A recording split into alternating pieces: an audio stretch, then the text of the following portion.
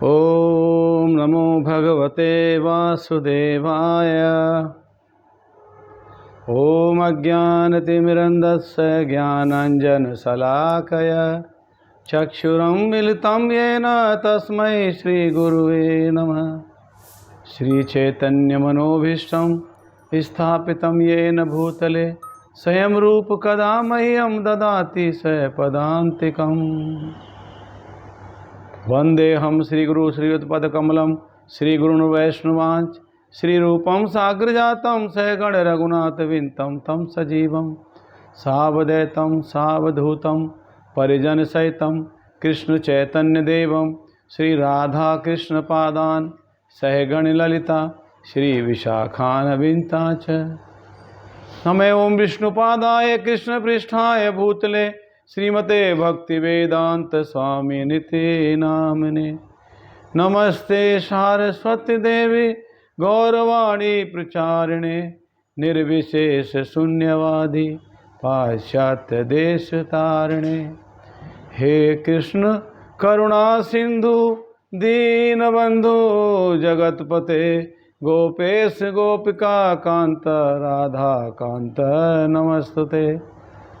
तप्त कांचन गौरांगी राधे वृंदावनेश्वरी वृषभानुसुते देवी प्रणमामि हरिप्रिये।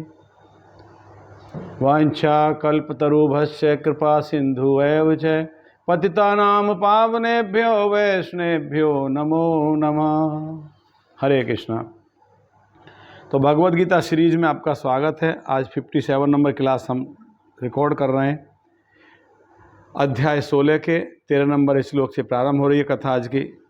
अभी तक हमने 55 क्लास रिकॉर्ड की हैं और 56 क्लास रिकॉर्ड हो चुकी हैं। 57 नंबर क्लास ये रिकॉर्ड कर रहे हैं आज हम। तो बाकी क्लास आपको हमारे चैनल पे मिल जाएंगी। हमारा चैनल सब्सक्राइब कर लीजिए आप। तो आज का जो क्लास प्रारंभ हो रहा है 13 नंबर श्लोक से, इस अध्याय का नाम है देवी और आसुरी स्वभाव। भगवान देवी और आसुरी स्वभाव के विषय में चर्चा कर रहे हैं, अर्जुन को बता रहे हैं। 13 नंबर श्लोक भगवान कह रहे हैं, इद मध्य मया लब्धमिमं प्राप्स्ये मनोरथम इदम अस्तिदमपि मे भविष्यति पुनर्धनम असो मया हत शत्रु निश्चय च प्रानपि ईश्वरो अहम भोगी सिद्धोहम बलवान सुखी आढ्य अभिजनवान अस्मि का अन्य अस्ति सदृशमया यक्षे दस्यामि मोदिष्य इति अज्ञान विमोहितः। 13, 14, 15। भगवान कह रहे हैं असुर व्यक्ति सोचता है आज मेरे पास इतना धन है और अपनी योजनाओं से मैं और अधिक धन कमाऊंगा। इस समय मेरे पास इतना है किंतु भविष्य में यह बढ़कर और अधिक हो जाएगा। वह मेरा शत्रु है, मैंने उसे मार दिया है और मेरे अन्य शत्रु भी मारे जाएंगे। मैं सभी वस्तुओं का स्वामी हूँ और मैं भोगता हूँ। मैं सिद्ध, शक्तिमान और सुखी हूँ। मैं सबसे धनी व्यक्ति हूँ। मेरे आसपास मेरे कुलीन संबंधी हैं। कोई अन्य मेरे समान शक्तिमान या सुखी नहीं है। मैं यज्ञ करूँगा, दान दूंगा, इस तरह आनंद मनाऊंगा।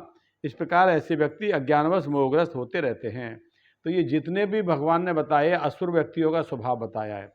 असुर क्या सोचता है, आज मेरे पास में इतना हो गया है, आज मेरे पास में इतने 1 करोड़ का मालिक बन गया हूँ मैं, और थोड़ा बिजनेस चलेगा मेरा, अगले 2-4 साल में 2 करोड़ रुपये पूरा हो जाएगा मेरा, और आगे तक। तो ये आसुरी स्वभाव है।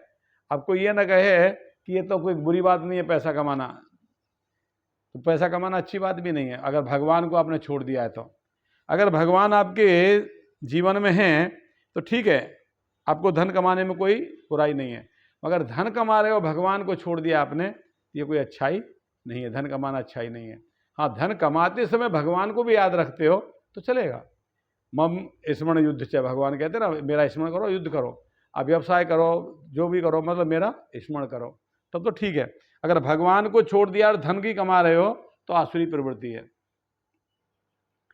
हाँ, आज मेरे पास इतना धन है और योजनाओं से मैं इस धन को और बढ़ा दूंगा, कल मेरे पास इतना हो जाएगा। हाँ, तो ये आसुरी प्रवृत्ति है। और क्या सोचता है, वो मेरा शत्रु है और मैंने उसको ख़त्म कर दिया है। जैसे मार दिया मतलब नष्ट कर दिया है। कैसे नष्ट कर दिया है, तो व्यक्ति को कुचल दिया है, दबा दिया है। वो मेरा कॉम्पिटिटर है बिजनेस में, मैं उसको किसी लायक नहीं छोड़ूंगा, उसको ख़त्म कर दूंगा, मैंने उसको एकदम ख़त्म कर दूंगा, यानी उसके बिजनेस को एकदम ठप कर दूंगा और मेरी बिजनेस ही आगे बढ़ेगी, उसका कुछ नहीं होगा। तो ये भी आसुरी प्रवृत्ति में आता है।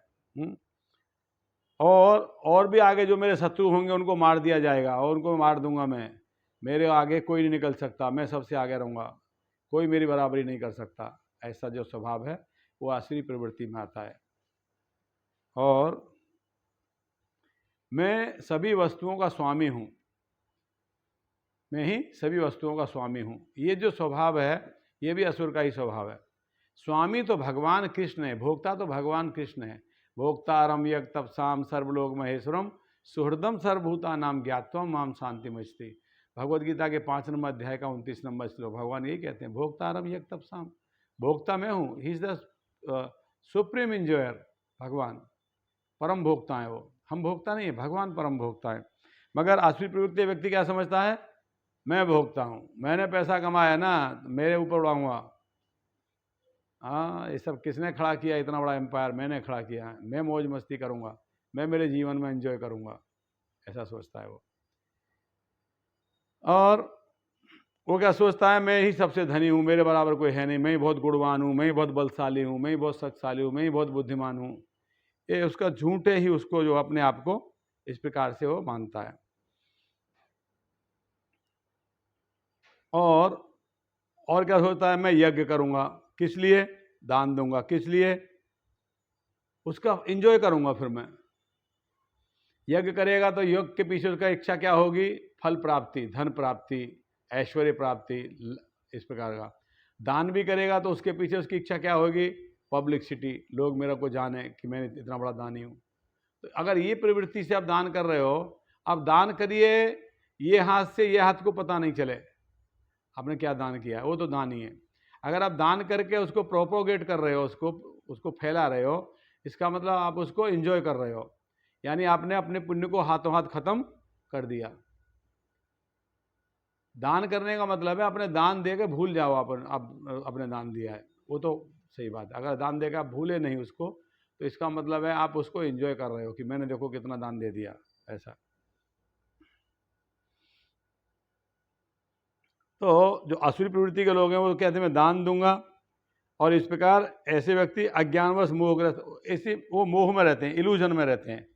वो क्या समझते हैं, मैंने दान दिया है, लोग मेरा सम्मान करें, मुझे हार पहनाएं, मुझे बताएं, मेरा पेपर में आए, न्यूज़ में आए, सब जगह छप जाए, हाँ मैं इतना बड़ा दानी हूँ। तो ये वो इससे उनकी प्रतिष्ठा बढ़ाने में लगे रहते हैं। तो दान का मतलब प्रतिष्ठा बढ़ाना नहीं है, दान का मतलब है भगवान के नाम के प्रचार प्रसार में लोगों जो लगे हुए उनकी हेल्प करना, उनको दान करना चाहिए। दान का सुपात्र कौन है, वैष्णव है, जो भगवान के नाम का प्रचार प्रसार कर रहा है। भगवान भगवद गीता के 18 नंबर अध्याय में कहते हैं, जो इस मेरे उपदेशों को दूसरों को बताता है उससे प्रिय ना मुझे कोई है ना कभी होगा। तो भगवान ने तो एक समय आके ये उपदेश दे दिया, अब इस उपदेश को लोगों तक पहुंचाना है। इसमें जो व्यक्ति सहायता करता है, जैसे आप भगवद गीता दान करिए, अब भगवद गीता दान करेंगे तो भगवद गीता जो नहीं खरीद सकते उन लोगों को भगवद गीता दे दी जाएगी आपके पैसे से। तो आप कहेंगे तो फिर पैसे को आप ही दान कर दिए, आप ही दे दीजिए। अगर हम ही दान कर देंगे तो फिर छापाएगा कौन, फिर छपाएंगे कैसे उसे।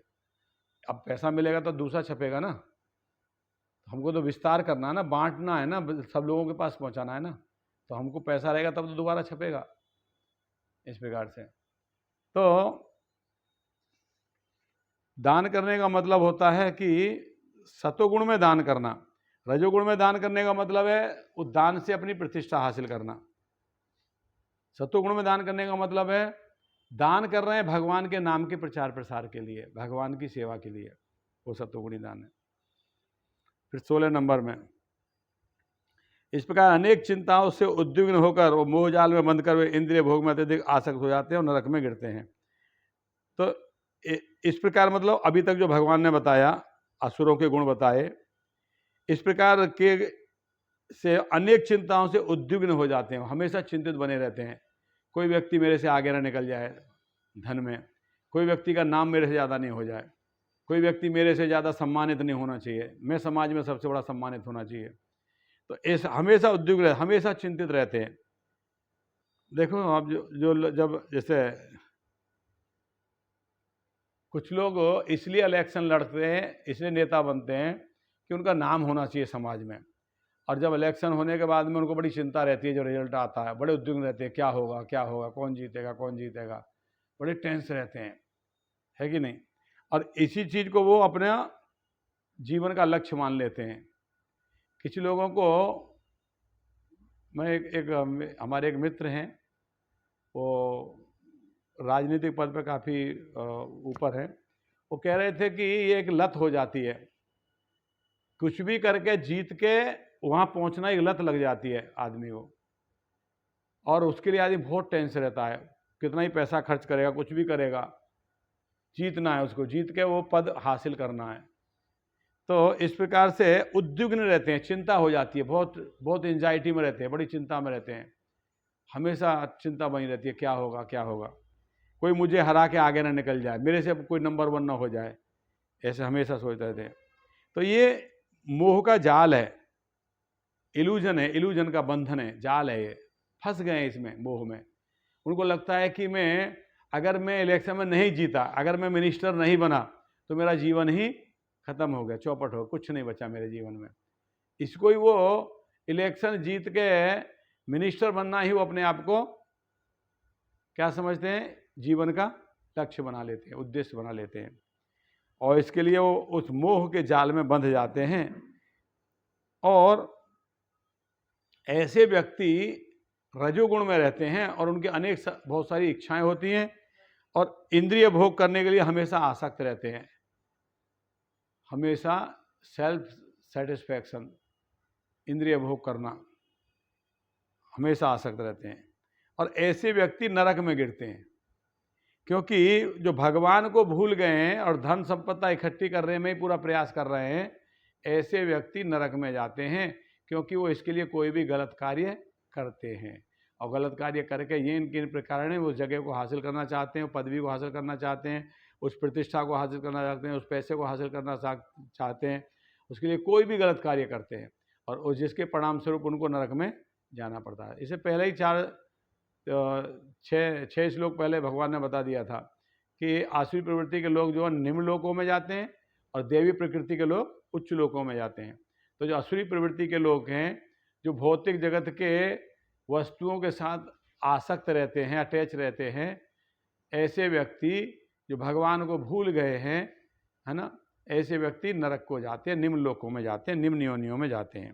प्रभुपाद जी इसके बारे में बता रहे हैं। देखिए, वह पहले से अपनी अधिकृत संपत्ति, भूमि, परिवार, घर, बैंक, पूंजी पर मुग्ध रहता है, और उसमें वृद्धि के लिए सदैव योजना बनाता रहता है। तो ऐसे व्यक्ति क्या करते हैं, अपनी संपत्ति, भूमि, परिवार, घर, बैंक बैलेंस, उससे पूरे आसक्त रहते हैं, अटैच रहते हैं, और उसको और कैसे बढ़ाना है उसके बारे में प्लानिंग करते रहते हैं। उन्हें अपनी शक्ति पर विश्वास रहता है। वो क्या कह रहे हैं, ये जो कर रहा है सो मैं कर रहा हूँ, ये जो धन कौन बनाया, मैं, इतना बड़ा एम्पायर कौन खड़ा किया, मैं, आज इस पोजीशन पर पहुँचाया किसकी बदौलत, मैं मेरी खुद की मेहनत से पहुँचा। उनको अपने ऊपर ही विश्वास रहता है, बेशक विश्वास रहता है। वो ये नहीं जानता कि जो लाभ हो रहा है उसके पूर्व जन्म के कर्म के पुण्यों के आधार पर हो रहा है। एक्चुअली पूर्व जन्म में हमने पुण्य कार्य किए थे, उन पुण्य कार्यों के परिणाम स्वरूप भगवान हमको धनी व्यक्ति के घर में जन्म दिए हैं, और हमको धन हमको मिल रहा है पूर्व जन्म के पुण्य कर्मों के अनुसार। मगर वो क्या सोच रहा है, ये सब मैं खुद कर रहा हूँ।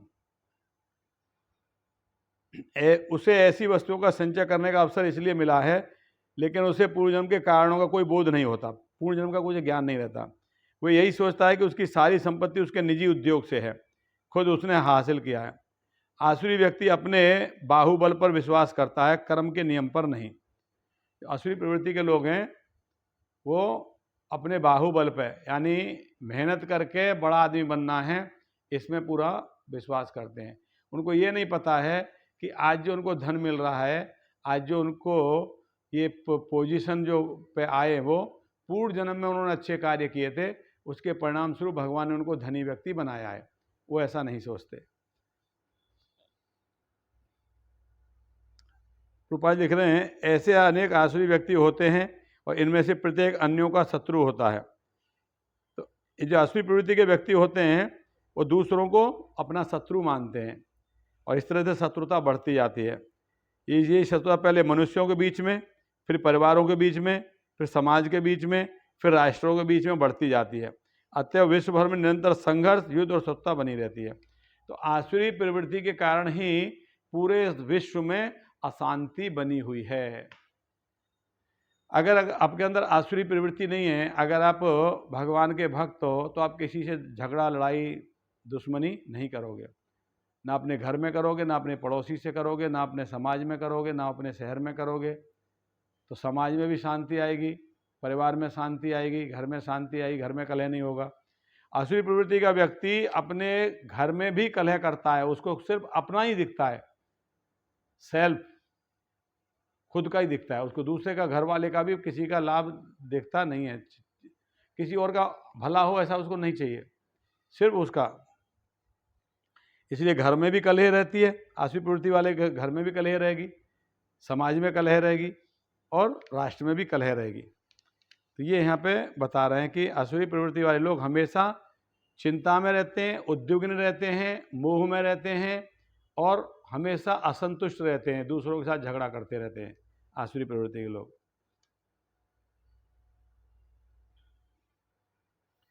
प्रभुपाद जी बता रहे हैं यहाँ पे लास्ट पैराग्राफ में, आसुरी प्रवृत्ति के ऐसे व्यक्ति का सबसे उदाहरण रावण था। उसने लोगों के समक्ष ऐसी योजना प्रस्तुत की थी जिसके द्वारा वह ऐसी सीढ़ी बनाने वाला था जिससे कोई व्यक्ति वेदों में वर्णित यज्ञों को संपन्न किए बिना स्वर्गलोक जा सकता था। तो रावण भी आसुरी प्रवृत्ति का ही व्यक्ति था, विद्वान था पर आसुरी प्रवृत्ति का व्यक्ति था। वो क्या प्लानिंग कर रहा था कि स्वर्ग तक सीढ़ी लगा देगा, लोग सीढ़ी पर चढ़ के स्वर्ग चले जाएंगे, यानी पुण्य कर्म करने की आवश्यकता नहीं है, ऐसे ही स्वर्ग चले जाएंगे। ये आसुरी प्रवृत्ति के लोग ऐसा विचारधारा रखते हैं। 17 नंबर में इस श्लोक में देखिए, अपने को श्रेष्ठ मानने वाले, सदैव घमंड न करने वाले, संपत्ति तथा मिथ्या प्रतिष्ठा से मोहग्रस्त लोग किसी विधि विधान का पालन न करते हुए कभी कभी नाम मात्र के लिए बड़े गर्व के साथ यज्ञ करते हैं। तो आसुरी प्रवृत्ति के लोग क्या करते हैं, वो अपने आप को श्रेष्ठ मानते हैं, हमेशा घमंड में रहते हैं और अपनी संपत्ति और अपनी प्रतिष्ठा से मोहग्रस्त रहते हैं, इल्यूजन रहते हैं। ऐसे लोग किसी विधि विधानों का पालन नहीं करते, कभी कभी गर्व के लिए यज्ञ करते हैं। एक व्यक्ति हैं, हम जानते हैं उनको, हम उनके घर पर गए थे जन्माष्टमी के लिए दान लेने के लिए, कुछ डोनेशन के लिए, और बोल रहे थे मैं खुद 1008 कुंडीय यज्ञ करा रहा हूँ, 1008 कुंडीय यज्ञ। तो यज्ञ का मतलब क्या है, यज्ञ कर्म कांड में आते हैं। यज्ञ का मतलब है यज्ञ करके आप पुण्य अर्जित कर रहे हो, उस पुण्य से आप स्वर्ग जाना चाहते हो, स्वर्ग का भोग करना चाहते हो। मगर जो भगवान के भक्त हैं, शुद्ध भक्त हैं, वो पुण्य अर्जित करके स्वर्ग जाना नहीं चाहते, वो भक्ति करके भगवान के धाम जाना चाहते हैं। तो ये भी एक प्रकार का सेल्फ सेटिस्फैक्शन है, यज्ञ करना, यज्ञ करके पुण्य अर्जित करना, पुण्य अर्जित करके स्वर्ग जाना, या यज्ञ करके उसको प्रोपोगेट करना, उसको लोगों में प्रचार करना, पेपर में डालना, मैगजीन में डालना, पत्र में छपवाना, समाचार पत्रों में छपवाना और बड़े बड़े होर्डिंग बोर्डों पर लगाना कि इतना बड़ा मैंने यज्ञ किया है, ये यज्ञ चल रहा है, आप आइए वहाँ पर यज्ञ देखिए। तो ये भी एक प्रकार से आप अपनी प्रतिष्ठा को ही पोषित कर रहे हो, आपका जो सम्मान की जो भूख है उसको ही शांत कर रहे हो। सम्मान, आपको सम्मान मिले, आप ऐसा प्रयास कर रहे हो, लोग आपको जाने, लोग आपको पहचाने, इसलिए आप अपना प्रोपोगेट करके प्रोपोगंडा फैला रहे हो। देखिए हमने इतना बड़ा यज्ञ, 108,000 कुंडीय यज्ञ किया हमने। तो ये भगवान बता रहे हैं कि आसुरी प्रवृत्ति के लोग इस प्रकार का यज्ञ कभी कभी करते हैं दिखावा करने के लिए, ढोंग करने के लिए, दिखाने के लिए।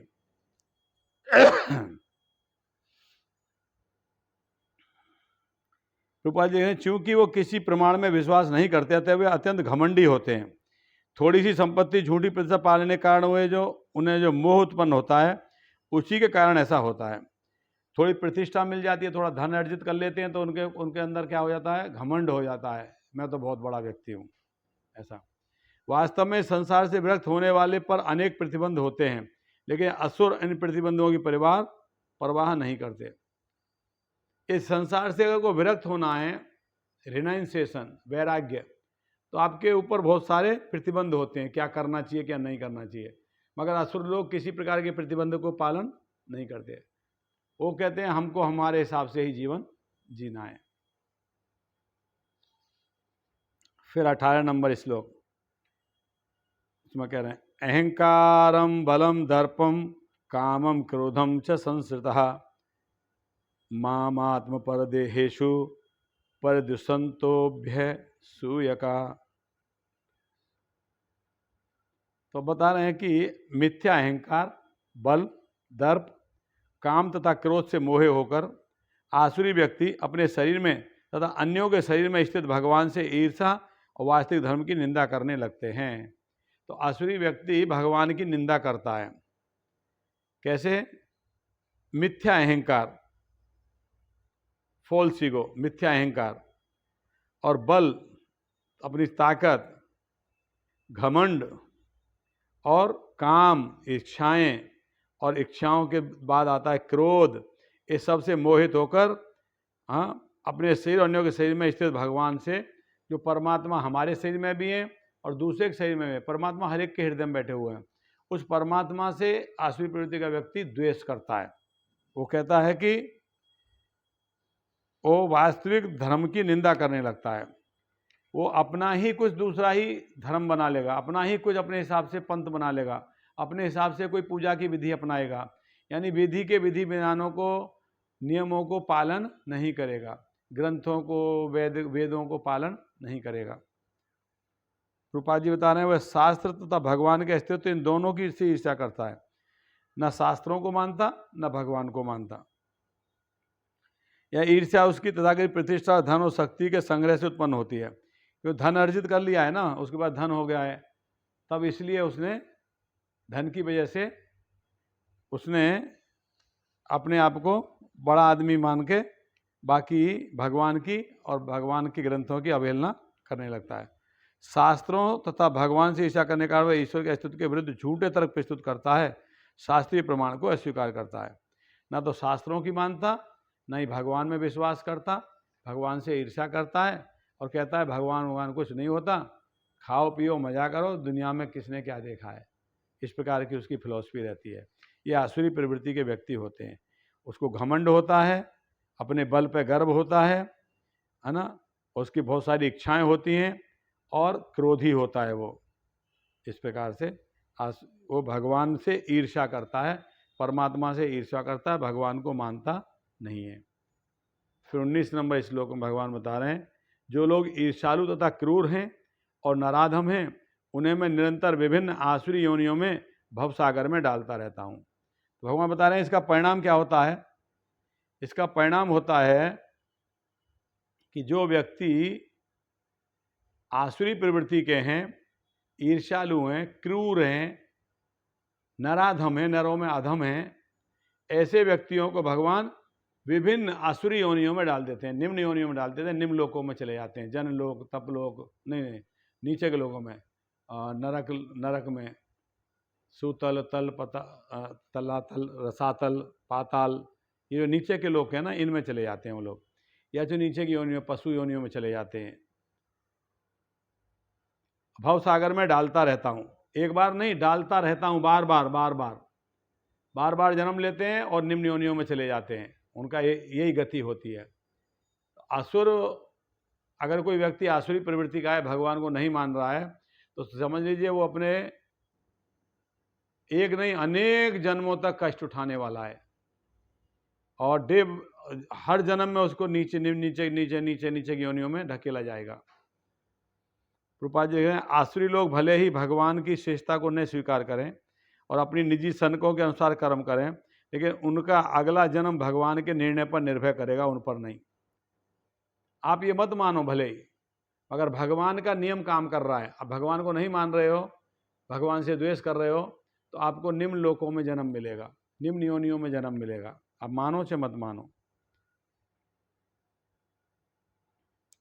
रूपा जी लिख रहे हैं, जहाँ तक असुरों की बात है, यहाँ यह स्पष्ट कहा गया कि ये असुरों के गर्भ में निरंतर रखे जाते हैं, इस प्रकार ये ईर्ष्यालु बने रहते हैं, और मानवों में अधम हैं। ऐसे असुर योनि वाले मनुष्य सदैव काम से पूरित रहते हैं, सदैव उग्र, घृणास्पद तथा अपवित्र होते हैं। जंगलों के अनेक शिकारी मनुष्य आसुरी योनि से संबंधित माने जाते हैं।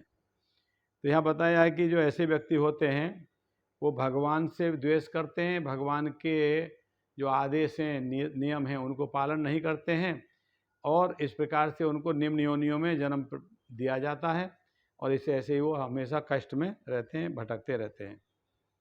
फिर 20 नंबर श्लोक में भगवान कह रहे हैं, आसुरीम योनिमापन्न मूढ़ा जन्मनि जन्मनि माम प्राप्येव कौन्तेय ततो यान्त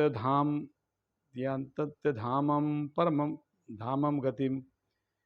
तो कह रहे हैं, हे कुंती पुत्र, ऐसे व्यक्ति आसुरी योनि में बार बार जन्म ग्रहण करते हुए कभी भी मुझ तक नहीं पहुंच पाते, वे धीरे धीरे अत्यंत अधम गति को प्राप्त होते हैं। जो ऐसे आसुरी व्यक्ति हैं वो भगवान से दूर होते चले जाते हैं। ये जीवन में भगवान से अपराध किया और अगले जीवन में अपराध किया, ऐसे दूर दूर निम्न योनि में जाते जाते जाते जाते एकदम पाताल में, नरक में चले जाते हैं, भगवान तक नहीं पहुंच पाते। या तो इसी लोक में उनको सुअर या कुत्ता या बिल्ली का जन्म मिलता है। इस प्रसंग में यह तर्क किया जा सकता है कि यदि ईश्वर ऐसे असुरों पर कृपालु नहीं है तो उन्हें सर्व कृपालु क्यों कहा। अब कोई कह सकता है, प्रभुपाद जी लिख रहे हैं यहाँ पे, एक प्रश्न हो सकता है व्यक्ति के माइंड में कि जब भगवान असुरों के साथ ऐसा करते हैं, उनको निम्न योनियों में डाल देते हैं, निम्न लोकों में डाल देते हैं, तो भगवान को सर्व कृपालु कहा गया, सब पर कृपा करते हैं। तो ऐसे सर्व कृपालु क्यों कह रहे हैं जब सब पर कृपा कहाँ हुई भगवान की। असुरों के प्रति तो उन्होंने बहुत गलत किया, उनको निम्न योनि में डाल दिया, निम्न लोकों में डाल दिया। तो ऐसा सोच सकता है। तो यहाँ प्रभुपाद जी बता रहे हैं कि ये भी एक प्रकार की कृपा है भगवान की। जब असुर, क्योंकि अपने स्वभाव से असुर है, भगवान को स्वीकार नहीं कर रहा है, ईर्ष्या कर रहा है, तो ऐसे व्यक्ति को भगवान निम्न योनि में डालेंगे, और इस प्रकार वो निम्न कर्म करते करते करते करते एक दिन ऐसा आएगा भगवान स्वयं उसका उद्धार करेंगे, जैसे राक्षसों में होता है। अब देखते हो राक्षस जब बहुत पाप भर जाते हैं, भगवान स्वयं आके उसका उद्धार करते हैं। तो जो भगवान के हाथ से जो मरता है वो सीधा भगवान के धाम को जाता है। तो ऐसे बहुत सारे असुर थे जो भगवान के हाथ से मरे, है ना।